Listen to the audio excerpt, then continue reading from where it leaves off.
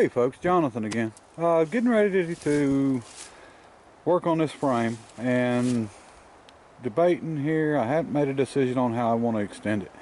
The frame itself, from cab to the actual back of the frame, is about 6 inches shorter than what I really need. But here's the question: do I unbolt everything, rebolt everything, and then it just extend out 6 inches and plate it for our bed to mount? Or do I just cut the frame, here and extend it 3 foot and then cut it off where I need to cut it off? Either way, I've got to relocate the gas tank, or a different gas tank, but there's no fuel pump in it, so that shouldn't be a problem, but we'll deal with that later.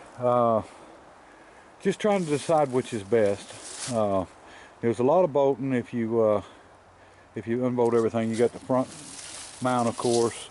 We're going to have the actual rubber for the spring where it comes up, and when you drop the airbags, it comes down and hits it. And then, of course, you got the airbag mounts, and then you got a radius rod running across, and shock mounts on the inside. So I've just got to decide that, how I'm going to go about it and which way I'm going to do it. But I'm going to show you a couple tips on stretching a frame the way that I do it. Not necessarily the right way, but the way I've always done it, and I haven't had any trouble. Couple things. First, well, I'll show you how I cut them to stretch them, but I'm also going to show you how, if I rebolt stuff, how I go about getting my measurements right and stuff. But for starters, I'll show you if we was going to cut this frame. I have got 2 pieces bent, and I keep these are sort of patterns, and I just bend them at the top of the 90, and then I've got the angle I need, and I would just hold it up good and tight, clamp it or whatever, and then I would mark my frame, and that way I get an angled cut on the frame. I don't ever cut it straight up and down. And then I'd use the same piece on my extensions that I'm putting in, and you get a lot more of a weld, and it's a stronger weld because of the angle of it. Instead of trying to shear it, it's trying to more pull it apart. So, and seems to work really good. And then I would still plate it. Now for this one, because I've got mounts that's got to go out here that probably needs to be a particular width in the frame, which most all frames are 34 inches, unless you get into some of the Isuzus and some of the Dodge trucks had wider frames. But I would plate the inside of this, and you can drill it and bolt it on the sides and weld it into. I don't like to weld the ends vertical, and I don't like to weld on the top flange if I can keep from it. I mean, I know you have to when you're doing your extension some, but that's how I get my angles. I've actually got 2 of these made. I got one for each side, and I just use these as templates, and I've had these for a long time and use the same ones over and over.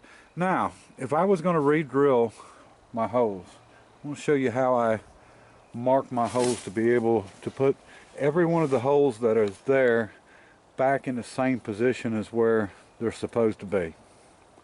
Okay, the first thing I would do is, of course, strip it down.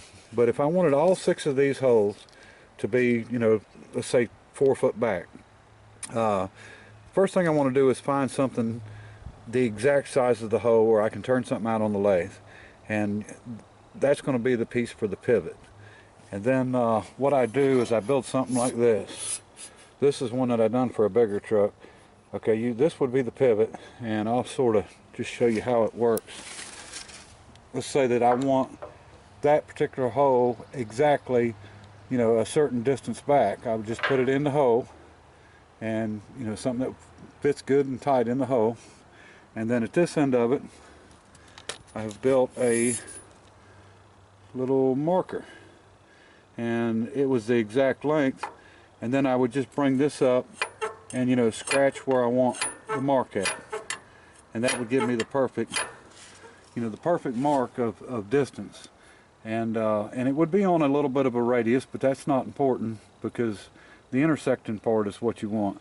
So I'd mark it here, and then if I had another hole let's say behind it, I would pull it out, you know, stick it in the other hole, and then mark the next hole.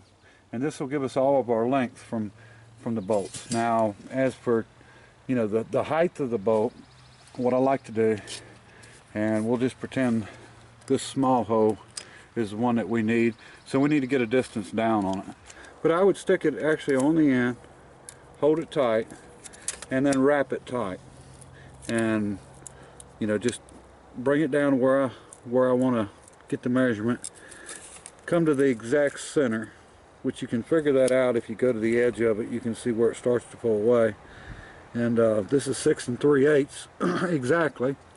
So I would go up to where I made my mark at, you know, which is a sort of a radius arc. And if you intersect, you know, your 6 3/4 with your radius mark, you'll have, you know, wherever it crosses at, that'll be your exact location for that hole. And it's pretty simple, and if you do it right, do it this way, all of your holes are going to come out exactly where you want them. There won't be a problem with that. And just center punch them, mag drill them, and then bolt your stuff right back on. And it's not a real long process, you know, just need to make your piece here. And when you do it, make it sturdy, because you don't want it to move any time in between. And just, you know, put you a sharp spot on the end of it there, so it'll scratch good. And like I said, this was one that I'd done on a big truck. I think I extended the frame on it. Now I think it's about a little over 4 foot or something. And but we'll do the same thing on this if that's how we end up doing it. I'm in the middle of deciding that now. And so people will understand why I'm doing what I'm doing here. Of course, everybody knows I got, you know, the other truck at a real cheap price, and I've got 3 other rollbacks, and what I'm trying to do is update, you know, just to a newer model rollback.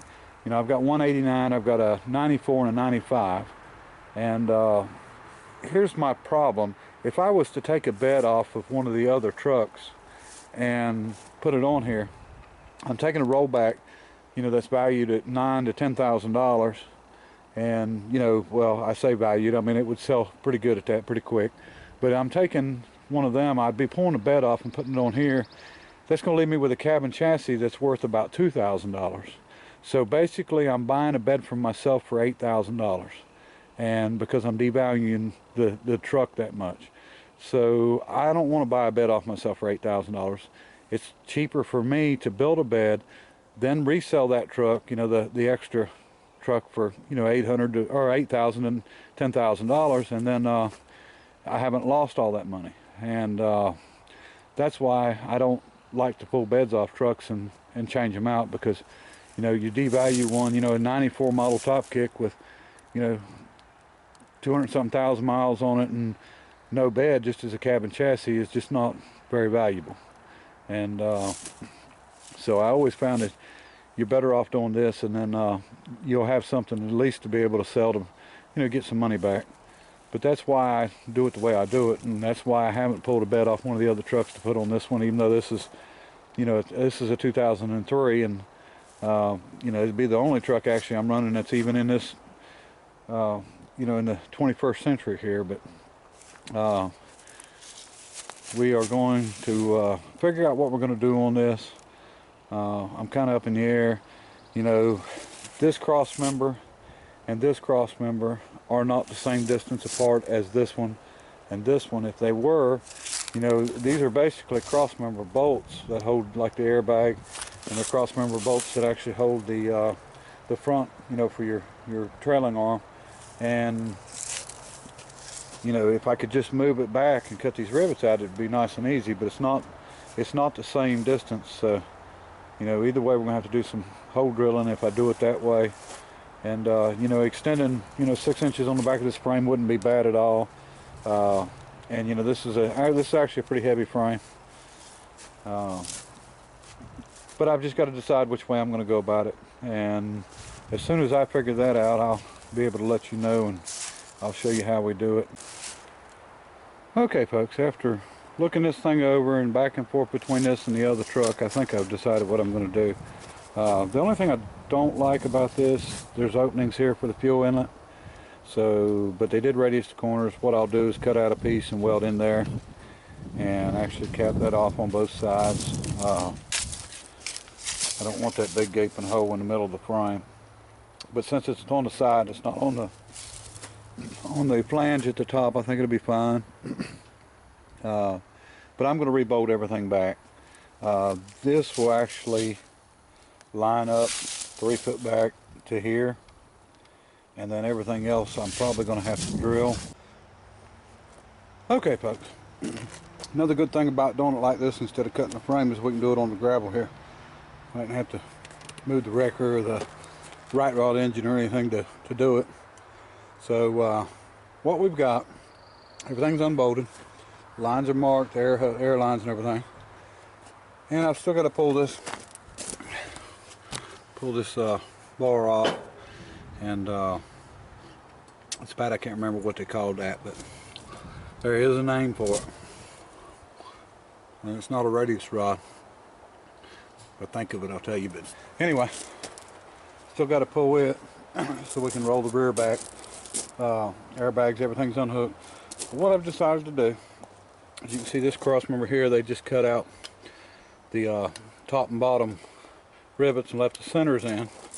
And we're going to do the same thing here. Now this is going to bring us back 35.5 inches instead of the 36, which I don't have a problem with. And we could probably actually, because these airbags was angled a little bit, we could probably get by with mounting that in and then bringing these back 36. We're going to have to measure from these holes straight back 36 inches and mark our holes and drill them. We could probably get by with, you know, doing exactly 36, but I think we'll do 35.5. That ½ inch is not going to make any difference. Not in the, you know, in the wheelbase. It's not a big deal.